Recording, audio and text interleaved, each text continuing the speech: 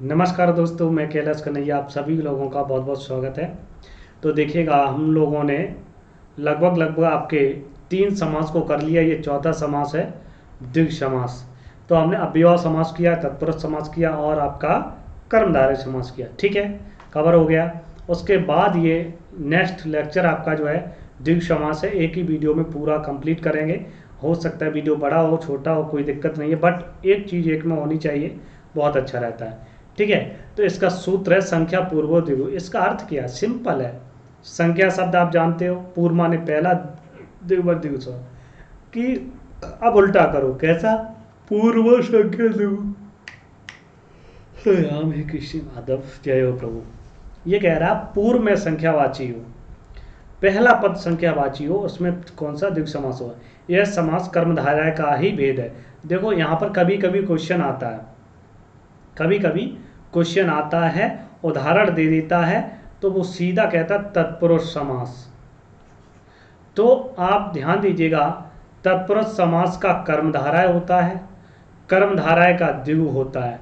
जब ये दोनों में ऑप्शन में ना हो तो ये जरूर दिया होगा, और ये नहीं होगा तो ये होगा, ये नहीं होगा तो ये होगा, कोई ना कोई होगा तीन में से। इस चीज़ को नोट कर लो, आप दिमाग में डाल लो। ठीक है, यहाँ पर इसीलिए मैंने नोट करके यहाँ पर लिख दिया है, यह समास कर्मधारय का ही भेद है। कभी भी पूछा जाए तो द्विगु समास किसका भेद है? कर्मधारय।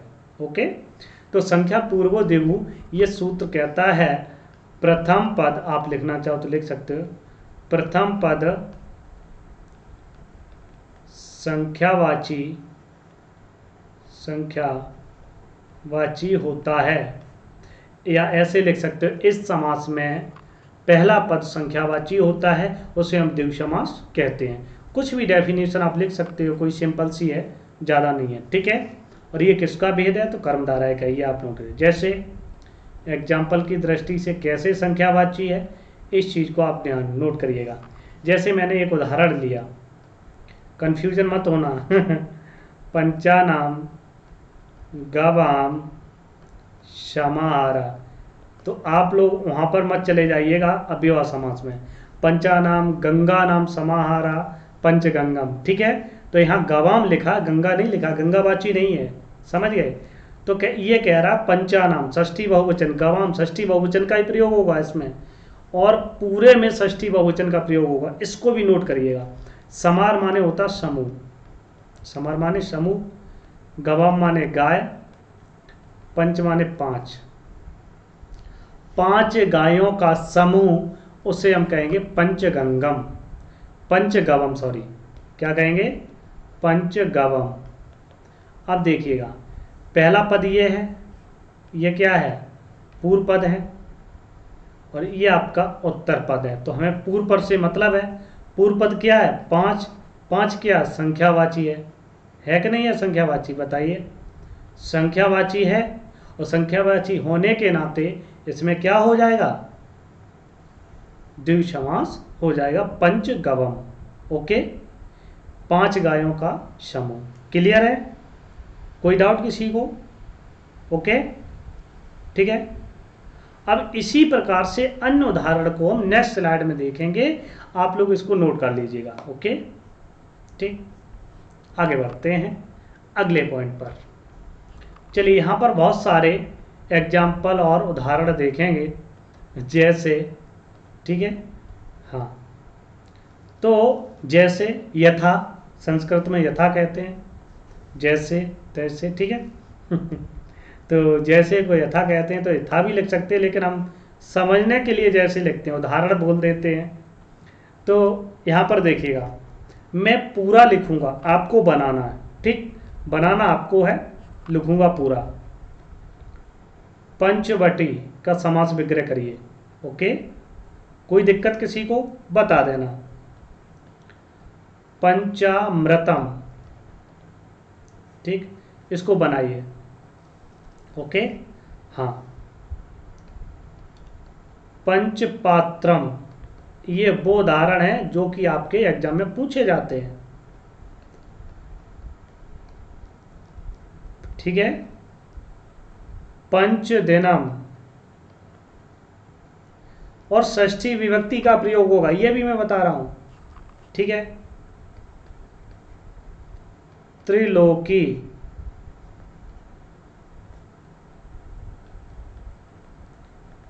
त्रिभुवनम, त्रिभुवनम, चतुर्फलम। ये आप एग्जाम उठा के देखिएगा, पिछले प्रीवियस ईयर के उसमें भी पूछा गया है, और जो हुआ है उसमें भी पूछा गया है, जो होगा उसमें भी पूछा जाएगा। ठीक है, अष्टाध्यायी, त्रिफला, इतना करिए, उसके बाद आगे बढ़ते हैं। शताब्दी, आपको घोर के पिलाना है, नाक बंद करके सीधा डालना है मुंह में, पता है, जिससे कि बाहर निकले ही ना। ओके, ये सभी क्या होंगे, इन पर हम लोग चर्चा करेंगे। ओके, चलिए, पंचवटी में क्या होगा, हम हमेशा क्या करते हैं, पंचानाम बटी नाम बोल देते हैं, लेकिन बटी नहीं होगा, बटा नाम बनता है। क्या बनता है, बटा नाम समाहारा। ठीक है, ये समास विग्रह हुआ, पांच बटी का समूह। इसी प्रकार से पंचानाम, हम मैं पूरा लिख रहा हूँ, आप शॉर्ट में लिख सकते हो। अमृता नाम, पंचानाम, अमृता नाम, अमृता नाम समाहारा पंचामृतम। ठीक है, इसी प्रकार से पंचानाम, पात्राणाम समाहारा पंचपात्रम। इसी प्रकार पंचानाम, दिनानाम समाहारा पंचदिनम। क्लियर है, किसी को कोई डाउट तो नहीं है, ये बता देना। ओके, त्रिलोकी, इसको समझिएगा, क्यों, त्रियाणाम, कभी कभी इसमें आधा त्रा जोड़ के ऑप्शन में दे देते हैं। ठीक है, तो त्रियाणाम, लोकानाम, त्रिलोकी तीन लोकों का जो समूह हो। ओके लोकानाम समाहारा त्रिलोकी, तीन भुवनों का समूह। तो इसी प्रकार से क्या हुआ, त्रियाणाम, भुवनानाम, भुवना नाम समाहारा त्रिभुवनम, चतुर्णाम, क्या होगा, चतुर्णाम, चार है ना, तो पहला क्या आ रहा, संख्यावाची आ रहा कि नहीं आ रहा सभी में, फलानाम, चतुर्णाम फलानाम समाहारा चतुर्फलम। क्लियर है, ठीक है, किसी कोई डाउट, पहला पद सभी में क्या आ रहा है, संख्यावाची आ रहा है। इस चीज को गोल गोल देखिए, बार बार घुमा के। चलिए, अगला है अष्टानाम। ठीक है भाई, अष्टाध्यायी है तो अष्टानाम, अध्यायानाम, क्योंकि अध्याय हैं तो अध्यायानाम, इसको गलत मत करना, डबल या है। ठीक है तो अध्यायानाम अष्टाध्यायी। त्रिफला का क्या होगा, ठीक है, तो त्रिफला का क्या होगा, जहां त्रि ऊपर जुड़ा था वही नीचे आएगा, त्रियाणाम। कुछ अलग, कुछ भी नहीं कठिन है, त्रियाणाम फलानाम त्रिफला।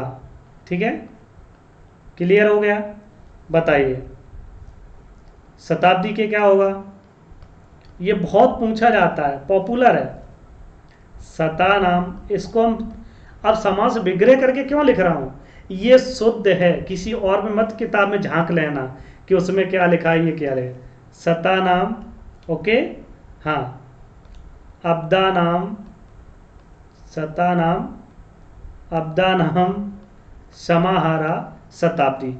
इसको आप लोग नोट कर लीजिएगा एक बार। ठीक है, सभी लोग छोड़ना नहीं, स्क्रीनशॉट लेना चाहो ले सकते हो, नोट करना चाहो नोट कर सकते हो। ओके, उसके बाद नेक्स्ट पॉइंट पर हम लोग चलेंगे, दो चार और उदाहरण देखेंगे और आपका द्विगु समास फिनिश होता है, समाप्त हो जाएगा। ठीक है, जल्दी से फटाफट करिए। क्लियर हुआ, चलिए आगे बढ़ते हैं अगले पॉइंट पर। नेक्स्ट क्या, जैसे आपका आता है चतुर्भुजम, चतुर्भुजम, तो क्या करो, चतुर्णाम भुजानाम समाहारा चतुर्भुजम। ठीक है, बनाना चाहो तो बना सकते हो। त्रिवेणी आता है, त्रिवेणी कैसे का, जो गंगा यमुना सरस्वती मिलती है उसे त्रिवेणी कहते हैं। 3 बेड़ियों का समूह। अब बेड़ी माने होता है चोटी, 3 चोटियों का समूह, ठीक है, त्रिवेणी।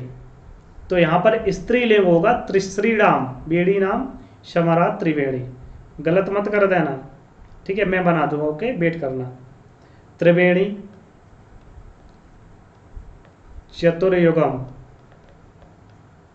ठीक है, सप्तसती, जो मैं लिख रहा हूं ये नोट कर लो, सप्ताह, इसमें कैसे होगा, क्या होगा, नवरात्रम, सभी लोग इस चीज को ध्यान दीजिएगा। चलिए इन चीज को हम लोग अभी सॉल्व करते हैं। तो चतुर्भुजम का मैंने जैसे बताया है तैसे आप जिसने भी किया है वो कर सकता है। चतुर्णाम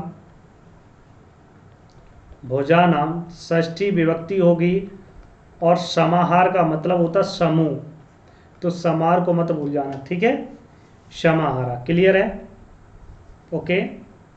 चलिए अब त्रिवेणी का क्या होगा, तिसरीणाम हो जाएगा, ये त्रियाणाम नहीं होगा, ठीक है, तिसरीणाम, वेणी नाम, वेणी नाम, समाहारा त्रिवेणी। इसी प्रकार से चतुर्णाम, सभी में क्या हो रहा है, षष्ठी विभक्ति संख्यावाची पूर्व पद, इस चीज को नोट करिएगा। चतुर्णाम, योगा नाम, योगा नाम, समाहार, या आपको राइटिंग ना आपको समझ में आता हो मेरा तो मैं जो बोल रहा हूँ वो लिख लेना, ठीक है, हाँ, क्योंकि मेरा राइटिंग फिलहाल में सही नहीं है, मुझे पता है। तो सप्ताह नाम आप लोगों का अच्छा होता है, सप्ताह नाम, हाँ, सता नाम, समाहारा सप्तसती। सप्ताह का क्या होगा, बहुत लोग इसमें फंस जाते हो, इसका भी क्या होगा, सप्ताह नाम। और जो आपका आता है हा, आह, आह क्या होता है, आह माने होता है दिन, तो अह नाम, अह नाम, अहन मीन्स होता है दिन, अह नाम समाहार, ओके। नवानाम, तो ये तो फेमस उदाहरण है, नवानाम, रात्रिनाम, समाहारा नवरात्रम, ठीक है। ये आपके वेरी इंपॉर्टेंट जो उदाहरण थे वो मैंने करा दिए हैं, आप लोग इसको नोट कर सकते हैं, ओके। और फिर मिलेंगे नेक्स्ट वीडियो में, क्योंकि उसमें आपको देखने को मिलेगा कि आपके द्वंद्व समास को लेकर हम लोग चर्चा करेंगे, क्योंकि उसमें जो द्वंद्व समास है वो भी 3 प्रकार से बटा हुआ है, तो तीनों प्रकार हम लोग जानेंगे। हो सकता है उस द्वंद्व समास का वीडियो जो है और आपका बहुव्रीहि समास का, दोनों को मिलाकर 2 वीडियो कवर करूं, ठीक है। तो इस चीज़ को आप बेफिक्र रहिएगा, जल्द ही आपको सारी चीज़ें कवर हो जाएंगी, ओके, टेंशन मत लो, बस पढ़ते जाओ, ठीक है। तो आप लोग जो है, चलिए मिलते हैं फिर, ठीक है, ये नोट कर लिया सभी ने, थैंक यू सो मच, फिर मिलते हैं बाद में, तब तक के लिए बाय बाय, टेक केयर, हंसते रहिए यार, मुस्कुराते रहिए, सबसे बड़ी चीज़ है जुनून होना चाहिए, किसका, पढ़ाई का, ठीक है, हाँ, समझ रहे हो, इस चीज़ को याद रखिएगा, okay, thank you so much.